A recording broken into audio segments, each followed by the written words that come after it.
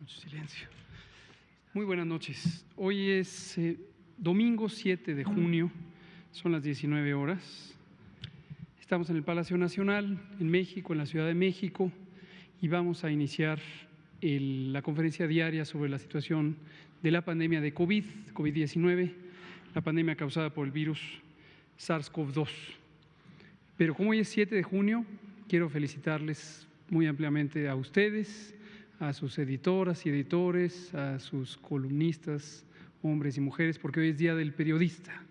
Tengo entendido que tradicionalmente en México se celebraba el Día del Periodista el 7 de junio y que esto fue cambiado hace ya varios años. Exacto, y que luego se fue cambiando a otros días, cuando se juntó con el 3 de mayo como el Día de la Libertad de Expresión. Pero según me cuentan algunos colegas, era tradicional que se observara el 7 de junio como el Día del Periodista. En todo caso, lo que quiero es externarles mi aprecio, no solamente por su trabajo, sino por la importancia social que tienen las y los periodistas en todos los campos del periodismo para mantener viva la sociedad, vivo el intercambio de ideas, la pluralidad, la libertad de expresión y todos estos elementos que son valiosísimos, indispensables para la vida pública, la vida en sociedad democrática. Muchas gracias. Vamos hoy a centrarnos en el informe técnico que le pediré al doctor José Luis Salomía, si es tan amable de presentar, y enseguida abrimos a preguntas y respuestas. Doctor, por favor. Con su permiso, doctor. Muy buenas tardes a todas y todos. Estamos el día de hoy en la conferencia vespertina número 100. Son 100 conferencias ya, las que se han llevado a cabo hasta esta noche, y estamos completando también la primera semana de lo que se ha denominado la nueva normalidad, que como ustedes saben, prácticamente la única diferencia con la Jornada Nacional de Sana Distancia es que ahora las acciones, las intervenciones comunitarias pueden ser regionalizadas en cada entidad federativa, permitiendo así que la epidemia en México, que sabemos es asincrónica, es decir, se da de diferentes maneras en diferentes tiempos en las entidades federativas, pueda adaptarse y pueda ajustarse precisamente a las necesidades de cada entidad en función de que las actividades sociales, laborales, educativas, etcétera, puedan estarse llevando a cabo en la medida de que el riesgo epidemiológico lo permita. Y es por eso que la nueva normalidad implementa precisamente el semáforo de riesgo COVID. Si vemos la siguiente diapositiva, es para recordar la que presentamos el viernes pasado. Este es el semáforo de riesgo COVID que tiene vigencia a partir del día de mañana, desde el 8 hasta el 14 de junio, es decir, desde mañana y hasta el próximo domingo. Y como pueden ustedes ver, todas las entidades federativas se encuentran en color rojo, que significa el nivel de máximo riesgo. ¿Y qué pasa cuando una entidad federativa está en color rojo? Es decir, ¿qué significa estar en nivel de máximo riesgo? Veamos, por favor, la siguiente diapositiva, porque aquí precisamente tenemos cuáles son las actividades que pueden llevarse a cabo, pero más importante, cuáles no se pueden llevar a cabo. Veamos, en el caso de hoteles, la ocupación hotelera puede darse hasta un 25% de esta ocupación, pero además ese 25% está reservado y dirigido a personas que están participando de actividades esenciales. Recordemos que con el semáforo en rojo solamente pueden llevarse a cabo las actividades esenciales, que además tienen toda una normativa, tienen toda una serie de requisitos previos para operar que están siendo implementados y les está dando seguimiento el Instituto Mexicano del Seguro Social de la mano de la Secretaría de Salud, la Secretaría del Trabajo y de Economía. Entonces, dado que hay una actividad esencial que se puede llevar a cabo, pues bueno, estas personas de seguro requerirán en muchas de las entidades federativas donde alojarse, pues bueno, se puede activar hasta un 25% de aforo la actividad hotelera con este enfoque. Restaurantes y cafeterías, igual que en la Jornada Nacional de Sana Distancia, solamente pedidos a domicilio o pedidos para pasar, recoger y llevar. Y en el caso de la actividad hotelera, de manera complementaria, serían servicios a la habitación. Esto quiere decir que los restaurantes o las áreas comunes de los hoteles deben de permanecer cerradas. Peluquerías, estéticas y barberías, comentábamos, servicio a domicilio con protección sanitaria, pero lo ideal es que no abran todavía los locales en donde se dan este tipo de servicios. Parques, plazas, espacios públicos abiertos, igual un aforo permitido de hasta un 25%, enfocado básicamente a la actividad deportiva o de activación física para que toda la población pueda tener áreas en las cuales pueda salir a realizar este tipo de actividades, pero sí evitando congregaciones o evitando eventos en este tipo de lugares que congreguen a las personas. Mercados y supermercados, eso también estuvo presente desde la Jornada Nacional de Sana Distancia. Pueden, lógicamente, las personas ir a adquirir sus productos alimenticios y algunos otros insumos de primera necesidad para el hogar. Para hacerlo de la manera correcta, 50% de aforo y además permitir solo el ingreso de una persona por cada núcleo familiar. Gimnasios, albercas, centros deportivos, spa, centros de masajes se encuentran suspendidos. Aquí sí no habría ningún tipo de actividad en el semáforo en rojo. Y en la siguiente diapositiva vemos también todas aquellas otras actividades que se encontrarían suspendidas: cines, teatros, museos y eventos culturales de hasta 500 localidades estarían suspendidos. Es hasta apenas el color naranja cuando estas actividades pueden iniciar con cierto aforo. Centros comerciales suspendidos, centros religiosos de todo tipo suspendidos, mucho y con mayor razón eventos masivos y centros recreativos como serían conciertos, parques de diversiones, balnearios, playas, ferias, etcétera. Centros nocturnos, bares y salones de eventos también suspendido.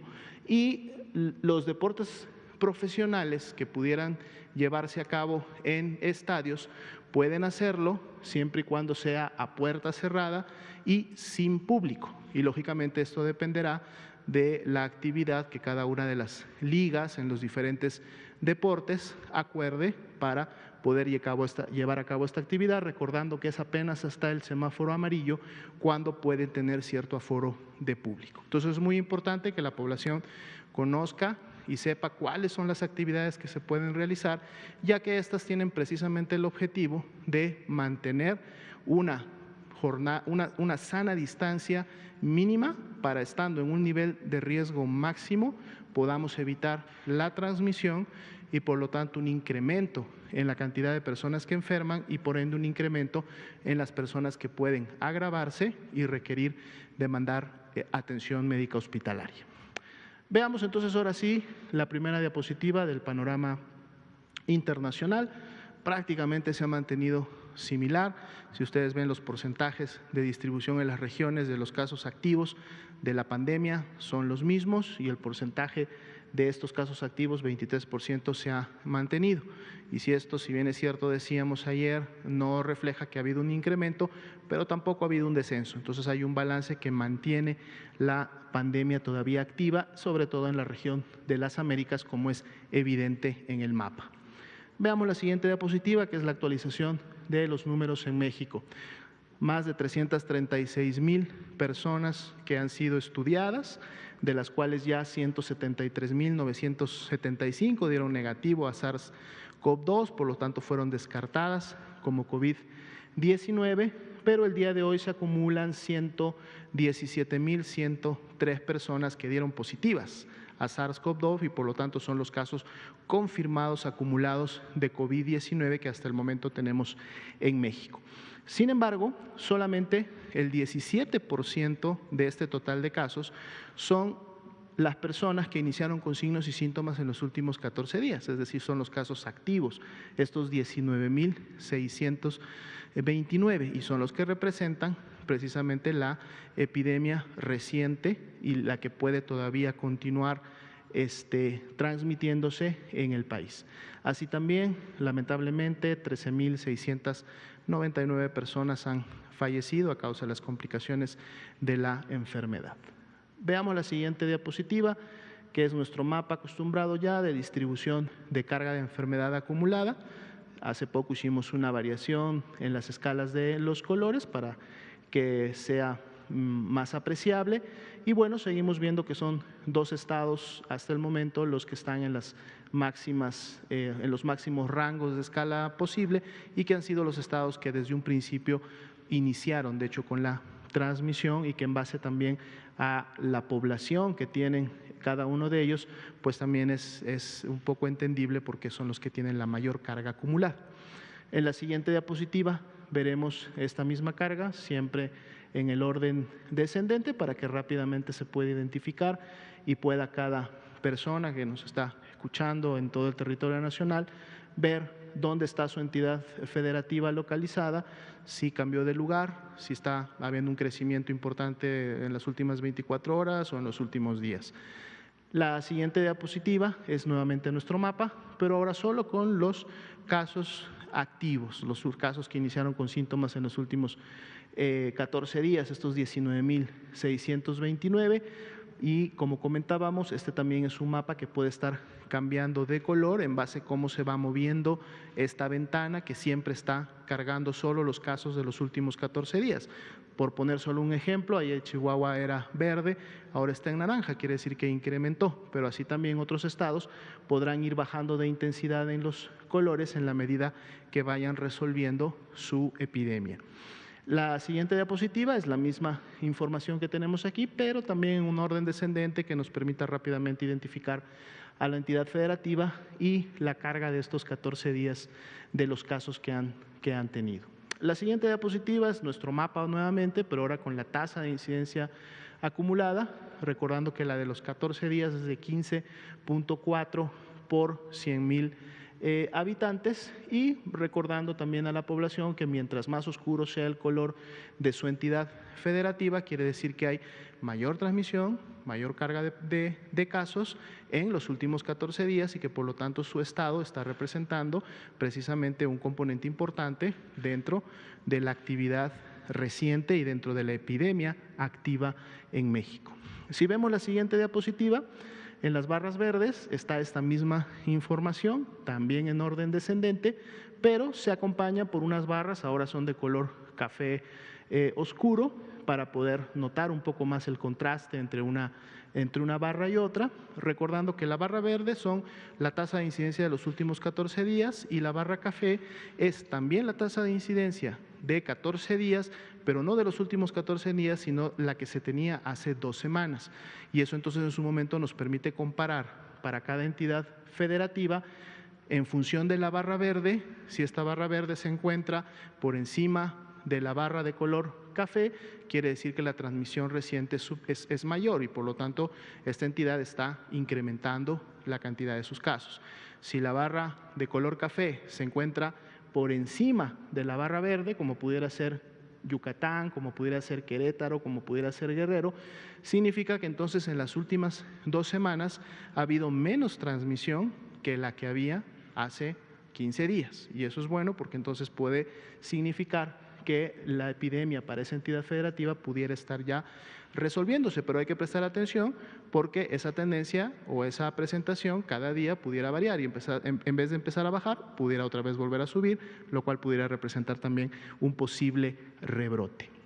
Veamos la siguiente diapositiva, la carga de defunciones que en su momento han ocurrido, están graficadas por fecha de ocurrencia, y en el color naranja claro podemos ver todavía aquellas que están esperando un resultado de laboratorio. En la siguiente diapositiva vemos esta misma carga, pero ahora identificada por entidad federativa y también con la expectativa de estas 1.175 defunciones sospechosas que en su momento podrían convertirse en defunciones confirmadas y agregarse a la estadística de cada una de las entidades federativas.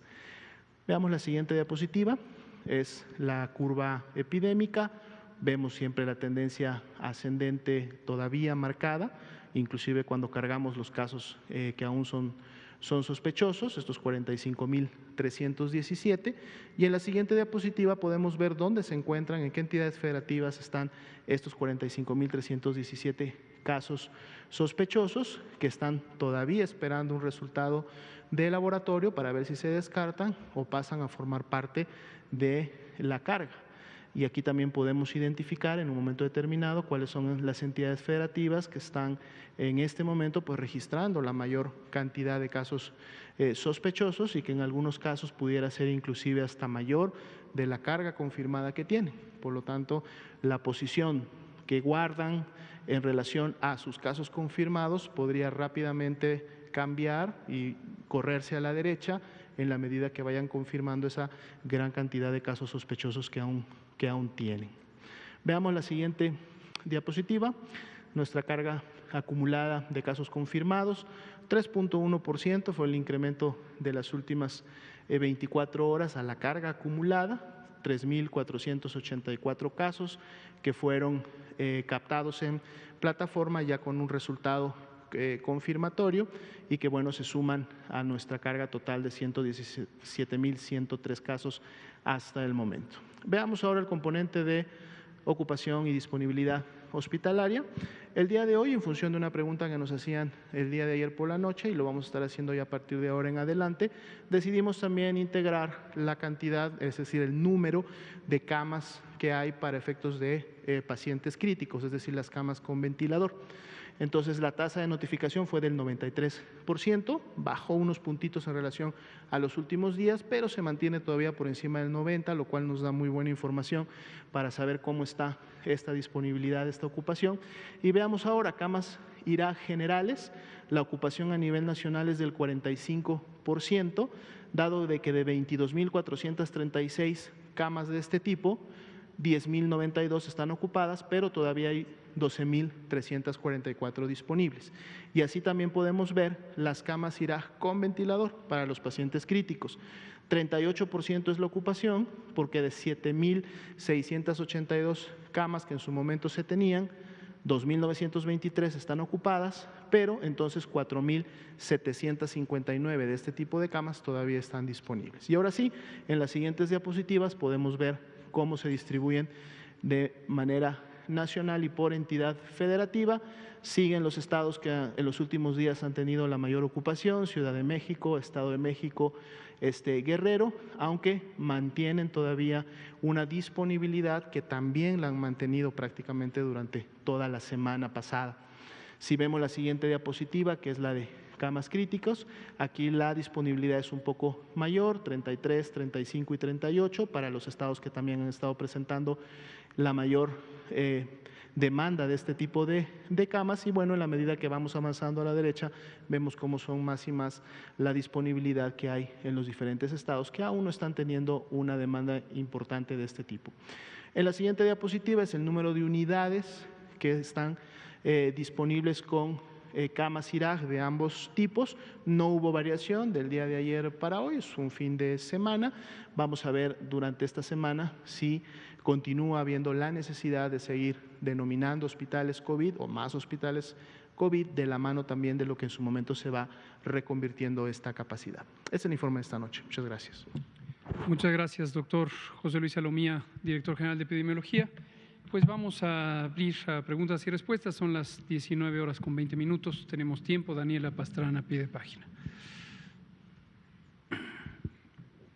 Gracias, doctor. Buenas noches. Hoy se cumplen 100 días de esa primera confirmación de la primera persona que se confirmó con COVID al día siguiente de la conferencia esa de Lieja o unas horas después. Han sido meses muy intensos para todos nosotros y nosotros mañana vamos a publicar un reportaje sobre los consultorios adyacentes que han sido como el primer filtro, ¿no?, para llegar muchas veces a hospitales. Y lo que nos muestra, como nos han mostrado muchos otros los reportajes que hemos estado haciendo en estos meses, es pues el abandono total que había habido del sistema de salud. La pregunta es si nos dicen, y no tenemos ningún elemento para no creerlo, que este es como lo que hemos visto en estos meses en los hospitales, en las periferias, en las ambulancias, es la cuarta parte de lo que pudo haber pasado si no se hubieran tomado todas esas medidas. ¿No tendría que haber algún tipo de sanción, reclamo penal y moral, no sé, multa por este abandono que había porque claro, vamos, que claramente lo que ha mostrado esta pandemia es la enorme desigualdad y el enorme abandono que había en el sistema de salud, por lo menos a nosotros, que estamos un poco escandalizados con lo que hemos encontrado. Básicamente eso. Claro. Muchas gracias. Gracias, Daniela, por su comentario. Consideramos que una de las lecciones aprendidas, esto en otras ocasiones lo han preguntado de esa manera, ¿qué se ha aprendido hasta ahorita? ¿Qué reflexiones podemos hacer? Posiblemente es temprano todavía para tener lecciones generales de cada aspecto que revela una pandemia, una epidemia de esta naturaleza. Pero en muchos países ya empieza a ser muy claro el reconocimiento de que tener un sistema de salud público, gratuito, de cobertura universal, de suficiente calidad, que cubra las necesidades de la población y que garantice la equidad o la igualdad de acceso efectivo a los servicios, es una de las lecciones más importantes que se pueden tomar de una epidemia como esta. Y en México, ciertamente, aunque tenemos un sistema de salud público desde hace muchos años, la evolución de este sistema ha tenido progresos, estancamientos y también retrocesos. Y ciertamente se puede documentar de manera objetiva, o sea, había documentado desde hace mucho tiempo, que teníamos y seguimos teniendo una muy importante carencia en la capacidad de satisfacer las necesidades de las personas sobre distintos aspectos de salud, no solamente curativos o de rehabilitación, sino incluso preventivos. Hay cifras muy claramente reconocidas desde hace más de 10, 15, quizá 20 años por la Organización Mundial de la Salud, por la OCDE, la Organización de Cooperación Económica, que muestran, por ejemplo, más de 250,000 personas profesionales de la salud que deberían estar en un sistema de la magnitud o de las proporciones que tiene la necesidad de salud en la población mexicana, y no están. Hospitales, el número absoluto de hospitales es insuficiente. El número de personas especializadas en ciertos campos de la salud es claramente insuficiente. Hay campos muy destacados, hoy lo vemos con la pandemia de COVID, personas especialistas en medicina crítica, en inhaloterapia, en neumología, en infectología, en varias de las subespecialidades de la medicina, y no están presentes. ¿Por qué no están presentes? Pues porque claramente no hubo una intención suficientemente canalizada a la acción, a concretar los montos de inversión en términos del presupuesto de egresos de la Federación, la organización necesaria para que esos servicios estuvieran en la práctica, que tuvieran la calidad suficiente y que tuvieran la cobertura suficiente. Y lo que también es muy claro y se puede documentar, lo hemos documentado, en especial en los 15 años recientes, desde el 2003, cuando se cambió el modelo de financiamiento hacia lo que se conoce popularmente como Seguro Popular, o se conoció formalmente como Sistema de Protección Social en Salud. Hubo algunos progresos, y creo que es justo reconocerlo, en que se aumentó el monto de financiamiento para la salud, se organizó para que se centralizara hasta cierto punto la capacidad financiera y no se dispersara en múltiples bolsas de dinero, y se establecieron algunos requisitos como que por ley crecientemente tenía que subir en términos reales el financiamiento en salud. Creo que es justo reconocerlo porque esos fueron logros de ese modelo de financiamiento, o por lo menos de la voluntad política de tener suficiente inversión en salud. Desafortunadamente nunca se alcanzó la cantidad de financiamiento necesaria, pero lo que sí es muy desafortunado, y nosotros consideramos que es directamente atribuible al modelo de financiamiento, es que el dinero se dispersó en distintos servicios accesorios se invirtió muy poco en servicios sustantivos, se invirtió más bien en servicios accesorios, algunos de diagnóstico, algunos de proveedurías de servicios intermedios, pero la oferta real no se aumentó sustancialmente y en cambio se empezó a utilizar ese dinero en financiar otros mecanismos de provisión de servicios de salud, y un ejemplo muy destacado son los consultorios adyacentes a farmacia, que no garantizan una cobertura efectiva, porque estos servicios de medicina general en los consultorios adyacentes a farmacias, que representan 25% de las consultas diarias, esto está documentado también, la Encuesta Nacional de Salud y Nutrición 2012 muestra que esto, la cuarta parte de las consultas que se dan en consultorios adyacentes a farmacias, pero son modelos de atención fragmentados, limitados, con un alcance y una visión muy pragmática de la consulta de primera o única vez, no para el cuidado integral de la salud de una persona. Y en cambio proliferaron enormemente en detrimento del financiamiento que se pudiera haber hecho a otros mecanismos de provisión de servicios de salud en las instituciones públicas. Los servicios de diagnóstico por laboratorio mayormente son empresas que se subrogan, se compran los servicios. Esto es algo que pocas veces la gente tiene presente. ¿Cómo se hacen los diagnósticos por laboratorio? Ahora que está este espíritu de pruebas, pruebas, pruebas y más pruebas. Casi 3/4 partes de los servicios de diagnóstico por laboratorio que se hacen en el país los hacen empresas privadas, que son oligopólicas además característicamente, pero son empresas privadas. Entonces, no me extraña que pudiera haber parte de la inquietud de pruebas, pruebas, pruebas relacionada con esto, ¿no? Pero bueno, sí, gracias por la reflexión, estaremos muy atentos a ver el reportaje, y la conclusión para nosotros es que, así como se ha mencionado en otros países, enfrentar un problema de salud de esta magnitud solo se puede lograr cuando se ha mantenido la salud de la población con un sistema vigoroso, sólido, bien organizado, etcétera, ¿no? Usted y usted. Allá, por favor. Buenas noches. Juan Hernández, del periódico Asta y del Grupo Cantón.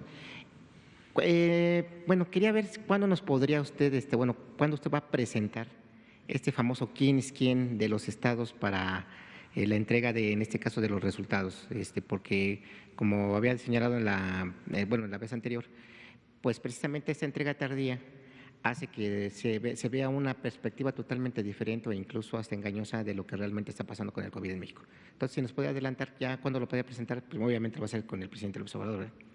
Claro, con gusto. Ya lo empezamos a presentar. De hecho, una de las gráficas que ahora ha presentado el doctor Alomía, que llevamos unos 3 días presentando, es la que se ve en color magenta o rojo los casos confirmados y en amarillo los casos sospechosos, y que ahora tenemos una nueva que es por entidad federativa.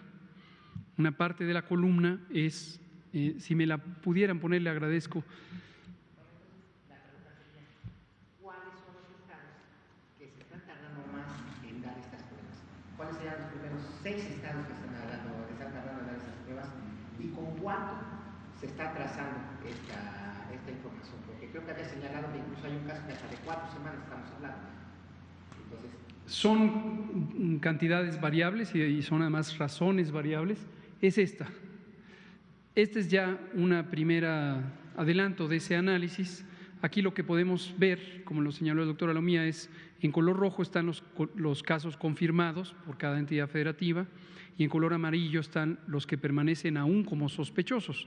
Estos son personas que han sido identificadas por sus características clínicas, sus síntomas, que son compatibles con COVID, fiebre, tos, dolor de garganta, dolor de cabeza y demás, pero que todavía no está el resultado del laboratorio.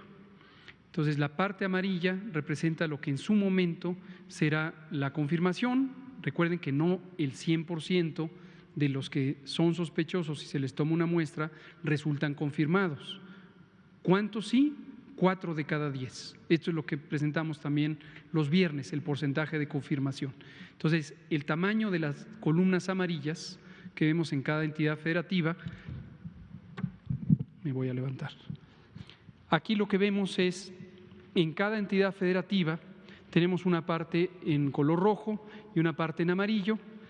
40% de esta, si es que se comporta como se está comportando en general la epidemia, 40% va a ser confirmado. De esto, 40% va a ser confirmado, de esto 40%, y vemos varios estados. Aquí está, por ejemplo, Nuevo León, donde lo amarillo supera a lo rojo.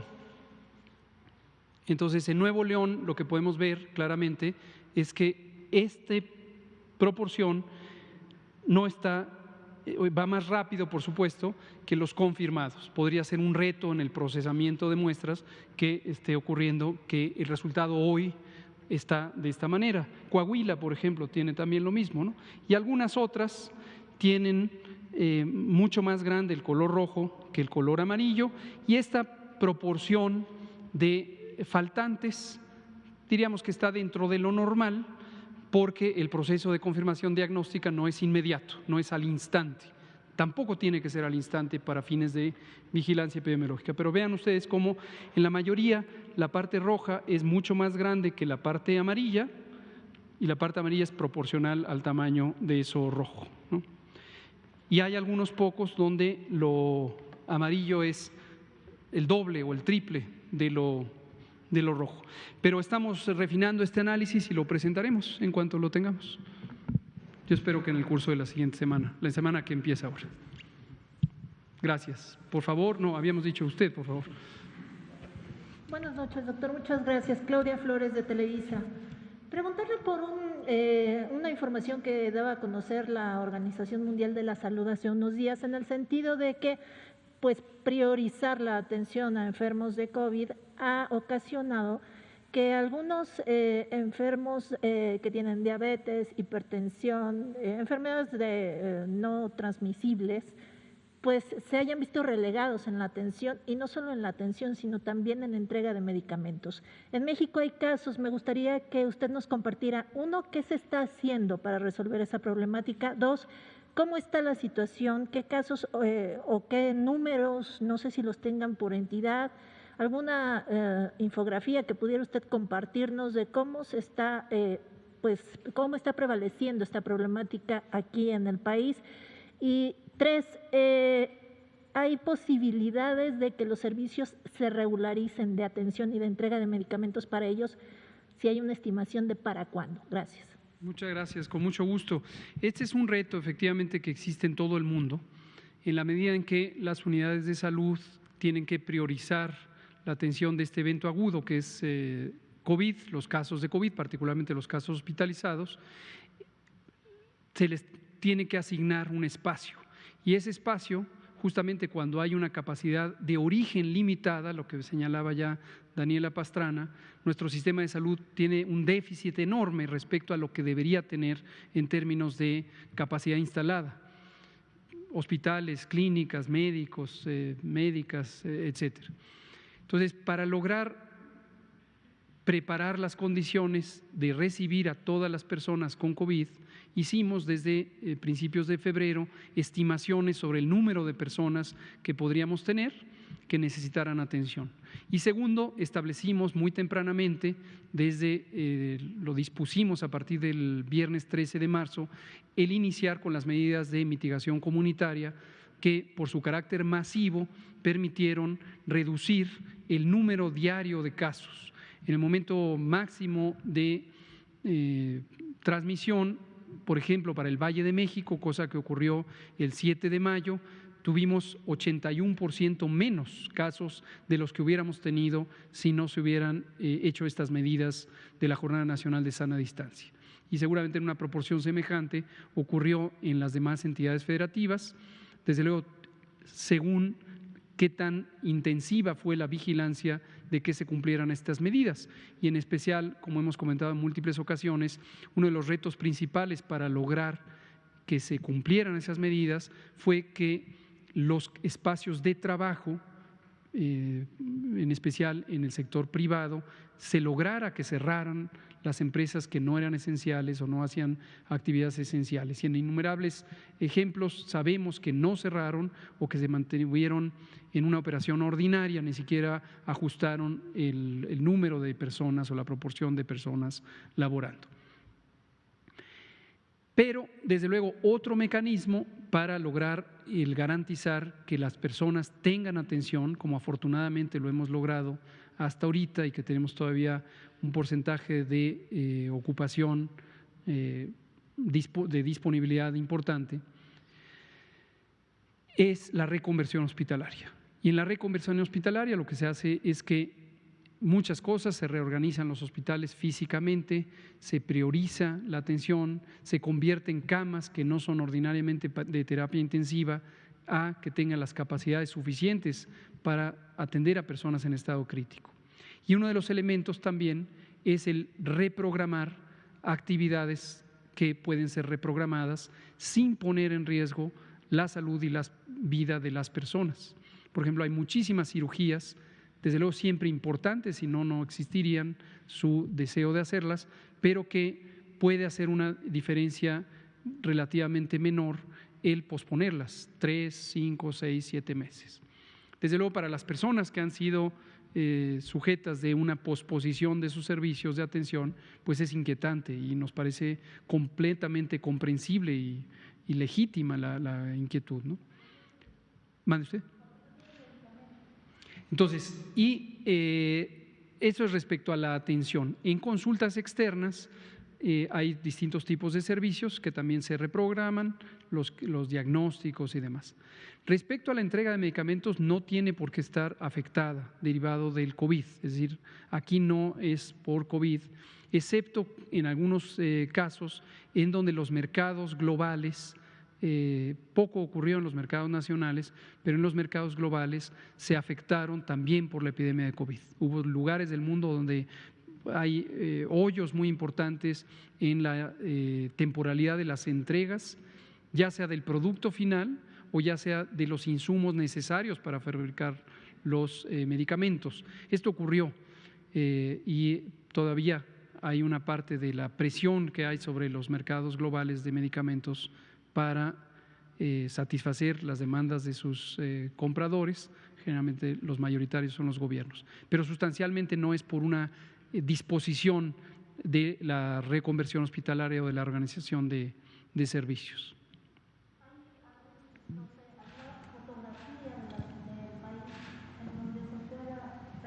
¿Hay alguna fotografía del país o algunos casos, especialmente de entidades que llamen la atención porque se han visto desplazados los enfermos de enfermedades crónicas o de, no sé, algunos padecimientos cardiológicos de emergencia que no se estén atendiendo, que llamen la atención porque tienen el mayor índice de priorización en COVID? Gracias.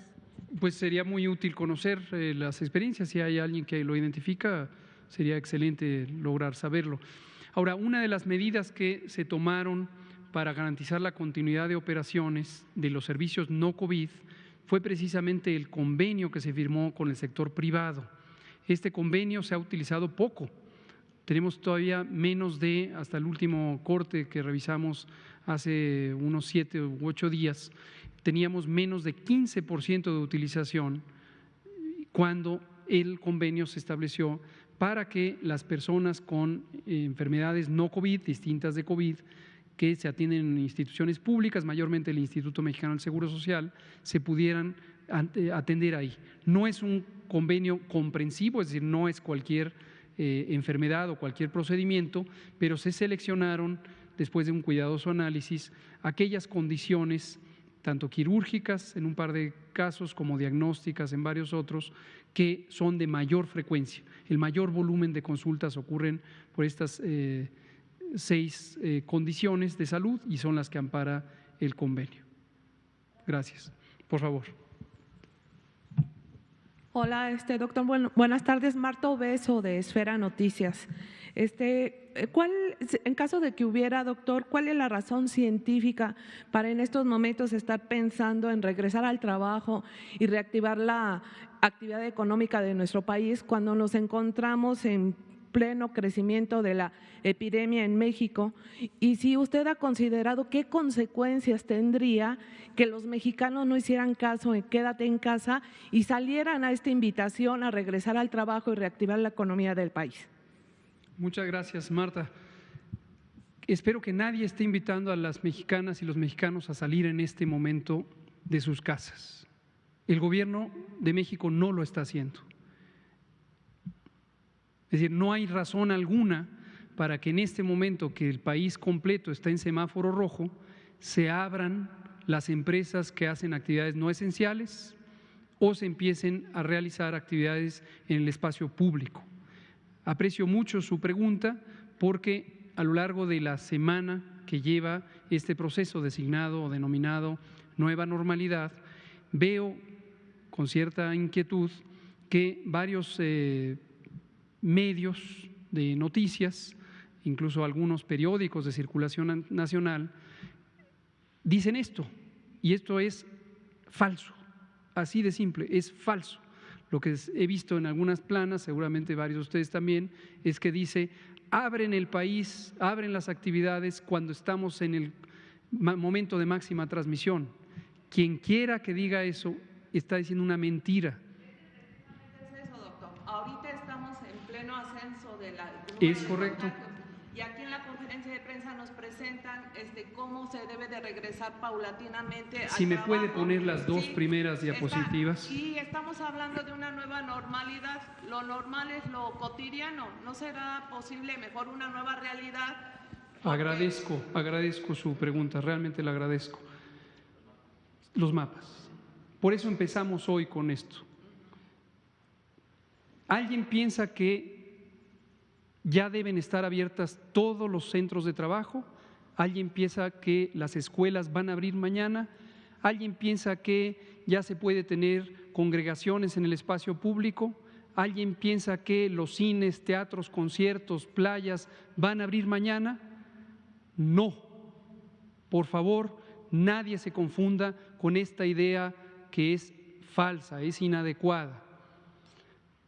Esta es la República Mexicana y el color rojo indica el máximo riesgo de transmisión del virus que causa el COVID-19.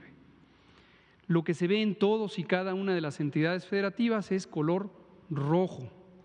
Lo que se ve en estos triangulitos de color rojo es la tendencia de la epidemia, que se mide por unos indicadores que explicamos nuevamente el viernes y que estaremos explicando cada semana. La cantidad de casos, la cantidad de hospitalizaciones va a la alza en todos los estados, en todas las entidades federativas, en donde se vea este triangulito rojo. En algunos estados, es el caso de Tamaulipas, es el estado de Veracruz, es el caso de Oaxaca, es el caso de Quintana Roo, la tendencia es estable, y en ninguno tenemos todavía color distinto al rojo, porque a pesar de que la tendencia es estable, la cantidad de casos diarios es establemente alta. Entonces, en la siguiente diapositiva, desafortunadamente por las letras blancas, ya me lo advirtieron, no se ve con claridad en las pantallas de televisión en sus casas, pero aplica solamente esto, solamente lo que está aquí. Y veamos los ejemplos. Los hoteles solo pueden tener 25% de ocupación, no para hacer turismo, no para irse de vacaciones, no para pasear, pero las actividades laborales esenciales también requieren alojamiento de las y los trabajadores que tienen misiones específicas en varias de las industrias. Entonces se requiere cierto grado de funcionamiento, pero no van a funcionar los restaurantes de estos hoteles, solo van a tener servicios al cuarto para evitar que haya contacto con otras personas. Lo mismo los restaurantes y cafeterías, etcétera, etcétera, etcétera. Gimnasios, albercas, centros deportivos, spas, centros de masajes, suspendidos. Mercados y supermercados son actividades esenciales, no pueden suspender porque no tendríamos dónde conseguir los alimentos de todos los días. Es igualito que está desde el 23 de marzo. Solamente hay un aforo máximo del 50% y puede pasar una persona por familia. Y así, en la siguiente, por favor, siguiente diapositiva. Ejemplos, ahí dice ejemplos, centros religiosos, iglesias suspendidas, iglesias, sinagogas, mezquitas, templos, cualquier variante de culto religioso, centros comerciales suspendidos. Entonces aprecio, Marta, su comentario o su pregunta. Nadie, por favor, nadie se confunda con la idea de que en este momento que tenemos la máxima intensidad de la epidemia, pasamos a abrir los espacios públicos. ¿Cuándo sí va a ocurrir? Estado por estado, de acuerdo al cambio en esta coloración del semáforo. Cuando se pase a anaranjado, se podrán abrir algunas de las actividades no esenciales. Cuando se pase al amarillo, se podrán abrir otras. Y todo el Sistema Nacional Educativo solo abrirá en color verde. ¿Y cuáles son las consecuencias de que la gente no haga caso? La razón principal por la que tomamos esa disposición es porque si en este momento las personas salen al espacio público para trabajar o para socializar o para congregarse por cualquier razón, aumentará el número de encuentros entre personas y aumentará, por lo tanto, el número de contagios, porque la probabilidad de que se encuentre una o más personas contagiantes con una o más personas susceptibles llevará a que se tengan los contagios. Si ocurren más contagios, van a ocurrir más casos. Si ocurren más casos, ocurrirán más personas que requerirán hospitalización. Si ocurren más personas que requieren hospitalización y por lo tanto tienen una condición suficientemente grave del COVID, también aumentarán las muertes y no queremos que eso pase. Gracias, Marta. ¿Quién seguía? Natalia Vitela y luego aquí usted. Gracias. Buenas noches. Pues con base en esto que preguntaban y hablando de los colores del semáforo, quería preguntarle, ya le había preguntado si nos podía dar un ejemplo. No sé, por ejemplo, en la Ciudad de México, ¿cuántos fallecimientos debe de haber? ¿Qué capacidad hospitalaria debe de haber? ¿Qué porcentaje para pasar de un color a otro, para llegar a este color verde, por ejemplo? Lo otro que le quiero preguntar es sobre la segunda ola que se habla de la pandemia. Quería preguntarles qué tienen ustedes planeado, qué estrategias hay y si tienen alguna fecha prevista de cuándo se va a registrar esto. ¿A qué le atribuye que menos del 15% esté utilizando este convenio del que hablaba con los hospitales privados? Y ya por último, preguntarle, hay una estimación de 52,000 muertes para agosto, también por parte de la Universidad de Washington. También quería preguntarle si va más o menos con los números que ustedes tienen estimados y con los cálculos matemáticos. Gracias. Gracias, Natalia Vitela. A ver, vamos por partes. Sobre primero las que son más breves, los indicadores del semáforo. Los presentamos a detalle el viernes y los estaremos presentando continuamente. Yo creo que en la semana, antes de llegar al viernes, vale la pena volverlos a presentar. Son de acceso público, todo lo que hacemos es de acceso público y está en el portal web coronavirus.gov.mx. Hay una presentación que le compartimos a los gobernadores y las gobernadoras el jueves pasado, precisamente el viernes pasado, precisamente antes de presentarlo públicamente. Tuvimos una sesión Webex específicamente para que los funcionarias y funcionarios de los gobiernos estatales participaran en un diálogo si es que tenían alguna inquietud sobre los indicadores del semáforo, mismos que habían sido presentados a ellas y ellos desde el martes 26 de mayo y también el martes 2 de junio. No dependen del número de personas fallecidas, son 4 indicadores fundamentales. La tendencia en la ocurrencia de casos, puede ser que está hacia arriba, está estable o va bajando. La tendencia en la hospitalización, puede ser que va para arriba, está estable o va bajando. la proporción de ocupación, que es la que presentamos aquí todos los días, de los hospitales, tanto en terapia intensiva como en camas de hospitalización general. Y el cuarto indicador es el porcentaje de muestras que resultan positivas en aquellas que fueron tomadas en personas con el cuadro clínico sospechoso de COVID-19, que también la presentamos todos los lunes o martes y que ahorita se encuentra en 43%. Esto varía de entidad federativa a entidad federativa. Cuando los indicadores empiezan a bajar, no bajan necesariamente o cambiar en la misma velocidad unos que otros, pero estos 4 indicadores representan, por un lado, la ocurrencia del fenómeno, por otro lado, la capacidad de responder al fenómeno. Y en un momento dado, hoy no se ve porque hoy todo está en rojo, empezaremos a ver entidades federativas que cambien su coloración, y aquellas que cambien quiere decir que están teniendo menor riesgo y por lo tanto podrán ir transitando hacia otro tipo de actividades.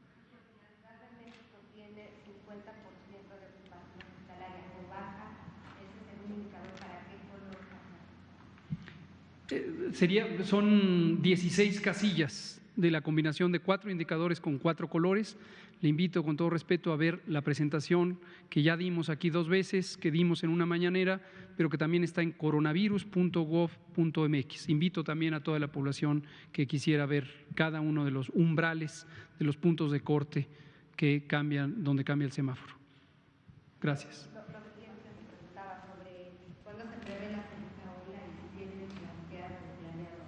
La segunda ola o la segunda ciclo de transmisión de COVID-19, muchos pensamos que podría presentarse concurrente con la temporada de influenza del hemisferio norte. Esto es entre octubre y abril del siguiente año. No existe ningún elemento directo que nos haga pensar en ello, más allá de la similitud que tiene el virus SARS-CoV-2 con los virus influenza, en cuanto a su vía de transmisión, la vía respiratoria, el sitio anatómico del daño principal, que son el aparato respiratorio, el mecanismo de la dinámica de transmisión, que es por contigüidad de las personas, y posiblemente, esto es una incógnita, cierta dependencia a la temperatura fría. Y esto se piensa porque los virus respiratorios, en la medida en que se transmiten por partículas líquidas de la vía respiratoria, la duración de las partículas líquidas cambia importantemente con la temperatura. Entonces, al menos en términos teóricos, se pensaría que es más favorable la transmisión en temporadas frías. Entonces, por eso pensamos que podría ocurrir conjuntamente con la influenza. ¿Y qué es lo que planean? ¿Va a continuar reconversión de los hospitales?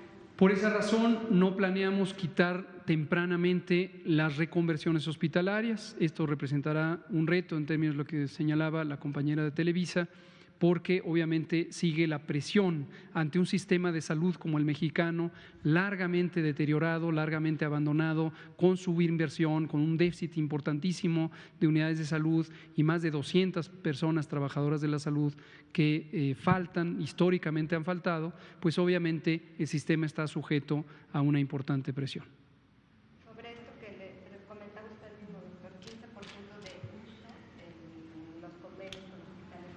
No tengo idea por qué no se ha utilizado, pero el convenio está ahí para ser utilizado.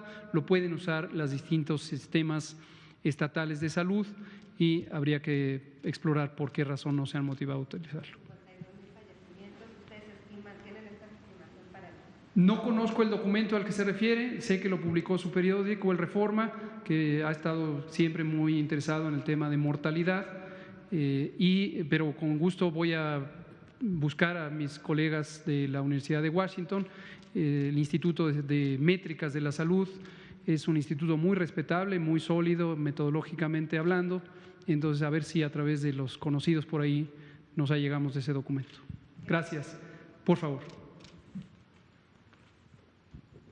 Gracias, doctor. Buenas noches, Arely Villalobos de Canal 14. Primero preguntarle, el jueves la Secretaría de Seguridad Pública presentó un informe en donde se reportaban 65 casos de personas con contagio por COVID-19 en 17 prisiones federales del país. ¿Cómo podemos interpretar este dato y si será un llamado específico para que pues este número no incremente? Y la segunda pregunta, retomando un poco lo que comentaba la compañera Daniela Pastrana,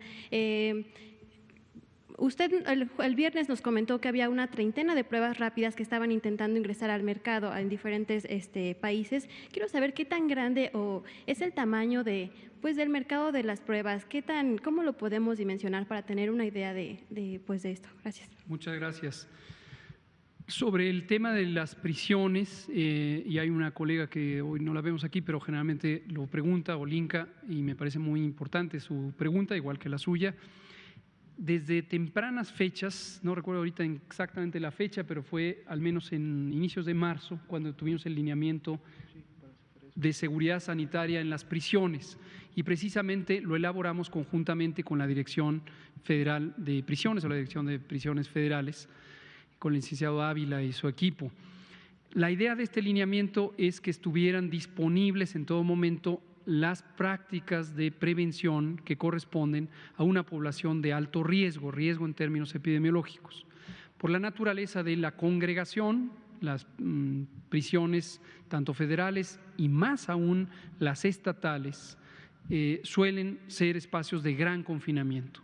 En las prisiones federales en general no se está en el límite de la capacidad de uso, están más holgadas si se quiere, pero de todos modos la naturaleza de las prisiones es tal que hace que las personas estén demasiado próximas unas con otras. En prisiones estatales tenemos sobresaturaciones en prácticamente todas las 32 entidades federativas y eso aumenta el riesgo de contagios. No se puede lograr la sana distancia cuando se está tan densa la población. Entonces, pusimos en práctica una serie de elementos que son muy parecidos a los que tenemos en el espacio laboral y en otros muchos espacios. El lavado de manos, los filtros sanitarios, obviamente el tener una detección temprana de las personas, se les hacen pruebas diagnósticas a través de el apoyo de algunos laboratorios estatales que a su vez en la enorme mayoría de los insumos que utilizan los laboratorios estatales se los proporcionamos nosotros desde el gobierno federal para las pruebas de COVID. La enorme mayoría de los insumos que tienen los laboratorios estatales provienen del gobierno federal. Nosotros les damos los insumos y afortunadamente hay una buena colaboración, apoyan en estos operativos de detección.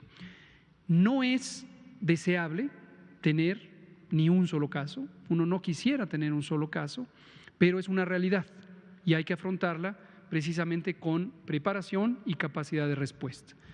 Para las semanas que ya llevamos con la epidemia, ha habido una respuesta muy positiva por parte del personal, tanto directivo como operativo de las prisiones federales, que ha permitido mantener un confinamiento de las brotes y en muchos casos la desaparición de los brotes. Muy desafortunadamente, cada brote obviamente implica personas enfermas y como ocurre con una enfermedad que puede causar la muerte, desafortunadamente también ha habido defunciones. Entonces, pero hay que seguir con estas actividades para evitar que se propaguen los brotes en las prisiones. ¿Qué tan grande es el mercado de las pruebas rápidas? Sí, yo pienso que es difícil estimarlo, pero la pregunta me parece muy útil para que ustedes como comunicadoras y comunicadores y también sus lectores o televidentes y la audiencia de manera directa tenga esta idea de por qué podría ser tan atractivo el mercado de las pruebas rápidas, a pesar de que las pruebas rápidas tienen una calidad muy baja, de 30 al 50% de sensibilidad y especificidad, esto quiere decir 50 a 70% de resultados falsamente positivos o falsamente negativos, imagínense.